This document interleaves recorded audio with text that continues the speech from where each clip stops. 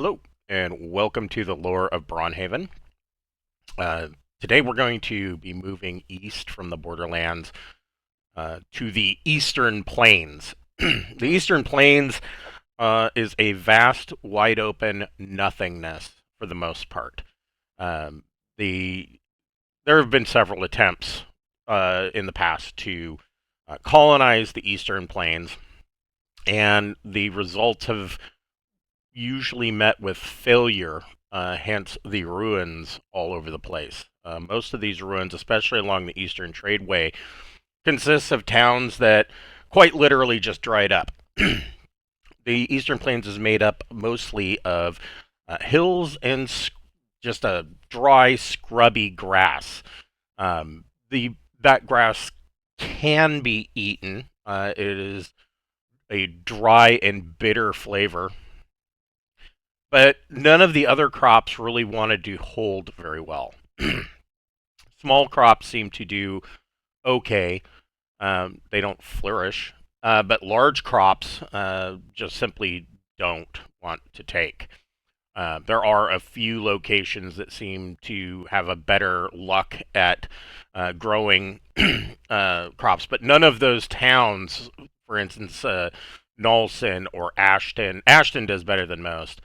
Nolson does all right, but none of the towns in the open plains can get the crops to grow very much to support a larger population. So a lot of these towns are fairly small.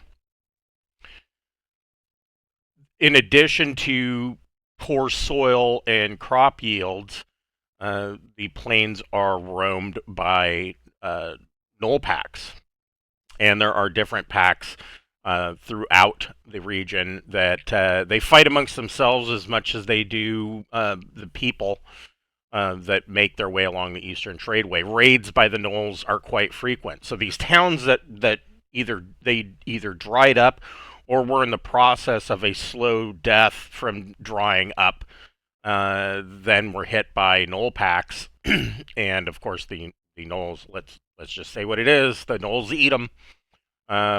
And you know, they are just a constant threat.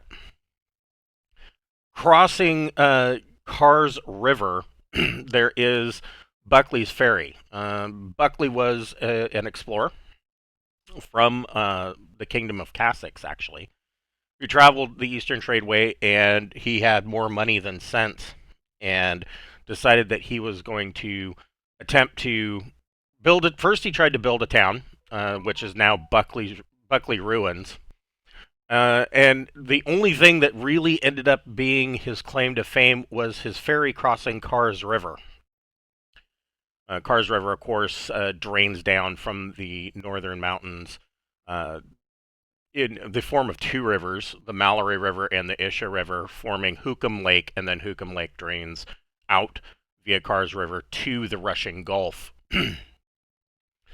Buckley made his ferry, and it is still in operation today, but it is unknown what happened to Buckley. What is known is that he never did make it to Erebachia, and his town fell to ruin. It's believed that he probably died somewhere around Astafjord ruins or possibly Karlston ruins, but has vanished. In addition to the ruins, there in the northern mountains there is a dwarven citadel, uh, Doralgolir. Um, they are few in number. It's made up of probably a single clan of dwarves that they mine the rich gold and silver out of the northern hills. The Isha River and Mallory River is also good for gold panning and silver panning, but there's not really a whole lot of veins. For the most part, what you find in those rivers is what washes out of these northern mountains. This area is, of course, the eastern end of the Draco Mountains, and there's not very many settlements there at all. Mostly because that region, the people still believe that the Draco Mountains are inhabited by dragons. And of course, wild dragons, which is pretty much all dragons, are going to be a danger to settlements. And so not very many people end up living there. To the southeast, you end up seeing the climate start to change. It starts to get a lot warmer, especially towards Astafjord ruins. The temperature starts to get a lot hotter, and of course, continuing east on the eastern tradeway is going to lead to a desert. So, compared to the desert, the eastern plains is practically a lush lapland. But in the southeastern corner, you have the Ossetia jungle, and this jungle is home to the Nohili Serpent Kingdom. The snake people rule there. And of course, they would be considered a major threat to the region if they left their jungle very often, and they don't. Um, they seem to be fairly insulated inside their jungle.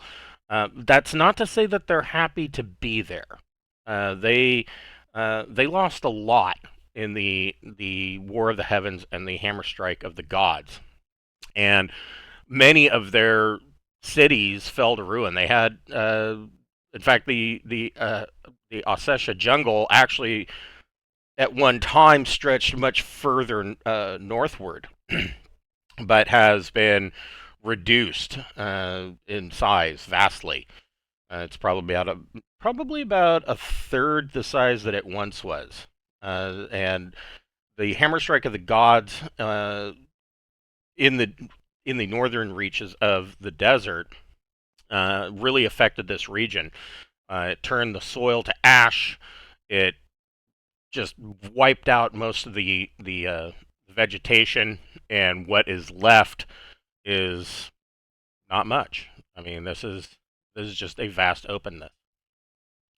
So the snake people of the Nohili serpent kingdoms are not a major threat unless you enter the jungle, and then they are very territorial. They consider that to be their region, and they are dangerous, vastly dangerous.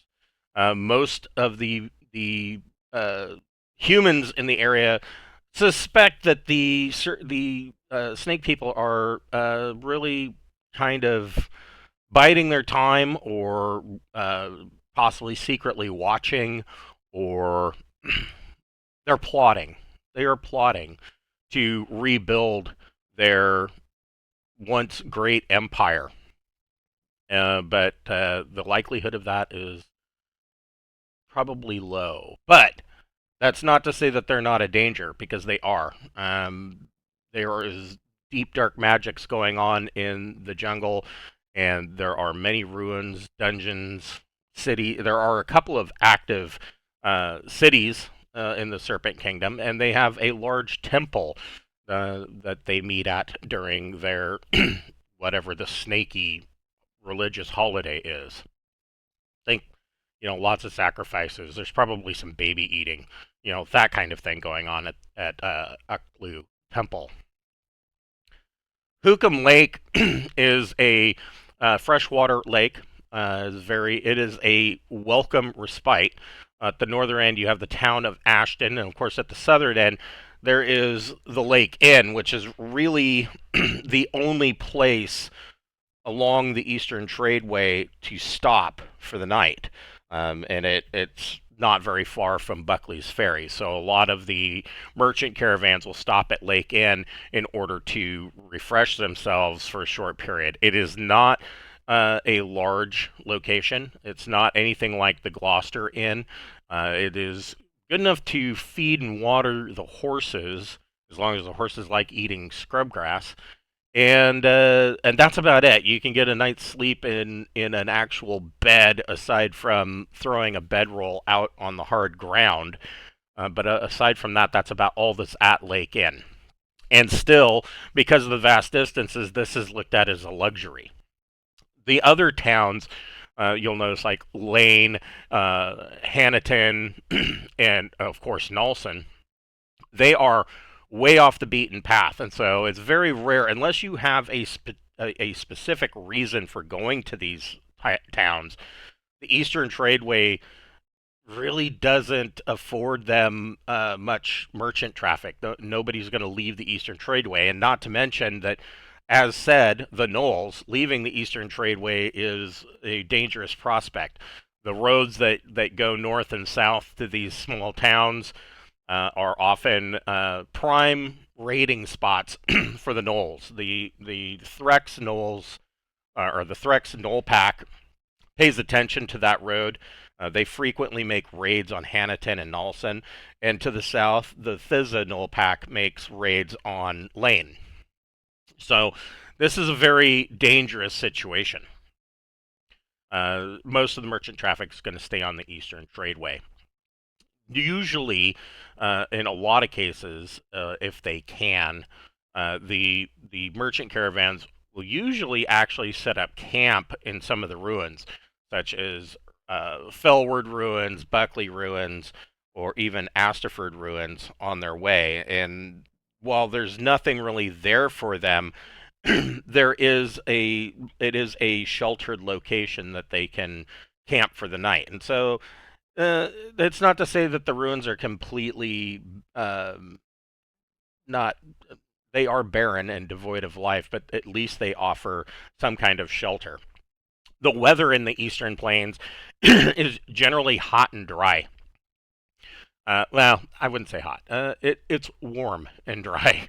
It doesn't start to get hot until you start getting to the eastern end of the tradeway. But the weather, great sweeping winds blow across the plains. A lot of times you can end up with dust storms that come raging through.